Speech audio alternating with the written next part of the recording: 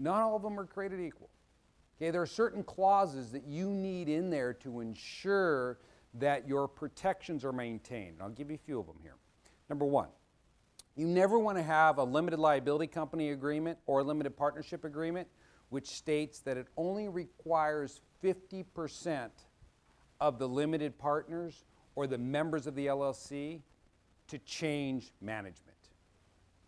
Because if you had it set up where it only requires 50% and John holds 50.001%, what could he do? John, Barbara, it's been great, but you're out. You're no longer in control. So what might you want inside of that agreement?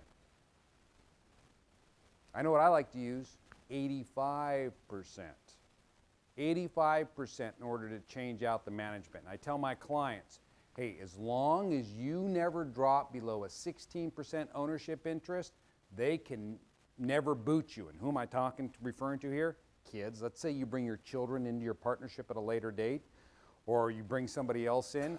You need to maintain enough to trump them so they cannot kick you out and change management control. That's one important clause. Another important clause in there. We talked about taxes here. Now, these are flow-through entities. John was just placed in a situation where the company earned $100,000 and he had to recognize $50,000 in income. And John didn't give any money to help pay his taxes. Okay, so that gives them control over him, a financial control. I mean, I remember growing up, my father always exercised that control over me because he paid for my law school. When I say my father, I mean my parents. And so my father would call me up. I remember my second year, going into my second year of law school this summer, I got a call about 5:30 in the morning one day. Dad says, "What are you doing?" I said, "Sleeping." "What are you going to do today?" I said, "I don't know yet. I haven't got up yet." This was a Saturday morning. He goes, "We're going to re-roof the house on Callow." This is in Bremerton. I grew up over in the Paulsville area. And I said, we are? I said, "I may have plans today." And my father got real quiet on the phone. I said, "Dad, you still there?" He goes, "Yeah, I'm just thinking." I go, "What are you thinking about?" He goes, "I'm just trying to figure out." He goes, "How many more weeks until school starts for you?" And I said, "Oh, that'd be about 6 weeks." He goes, "Well, I'm just trying to figure out then how much money you'd have to earn a day for the next, 42 days in order to have $20,000 in order to pay for your tuition."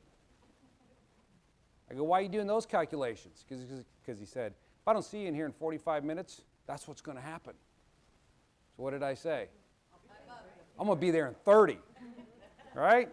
Now he had this control over me, this financial control, that as long as he was paying for my education, he said, "Hey, we're going to do something in this apartment building." I would show up, okay, because I had to.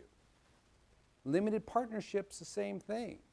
If you have people in there and you have a clause in there that says they're not entitled to receive any distributions to cover their tax liability, then you have control. I mean, think about my parents, had my dad set it up right, he could still have this control over me today. He should have set up LLCs when I was a young child. Instead of waiting for me to get through law school to do it for him for free, he should have set them up and then gifted me an interest in them. Because my parents have a lot of real estate. I grew up, and that's my background, was going up, and we used to move houses all the time. We'd buy them in the Bremerton area for $1 a piece, and then go buy a parcel of property and move them over and put them on a cinder block foundation, and we were ready to go. You have a house that you'd spend total about $35,000, instant equity of 50 or 60 in that property when everything was done.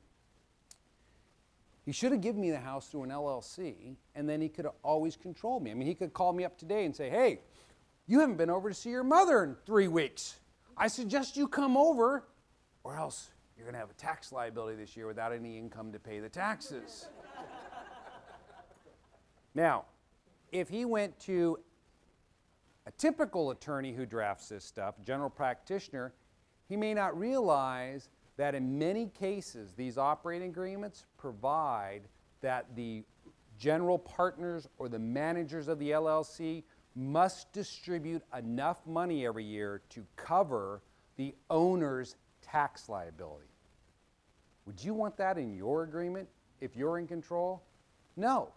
You don't want to be forced to have to distribute money, so that's something you never want in there. You want to be in a situation where you can always decide if money shall be distributed to the owners of the company. You don't want to be forced into that situation. Especially when we start talking about charging order protections, if somebody sues you and what happens with these companies, you don't want to be forced to have to make distributions on an annual basis. And so many people who set up LLCs, they don't realize what's inside of their operating agreement. They would be in that situation where their creditor would be going, great, I get money every year because you drafted the wrong type of agreement. So those are important when you look at setting these entities up.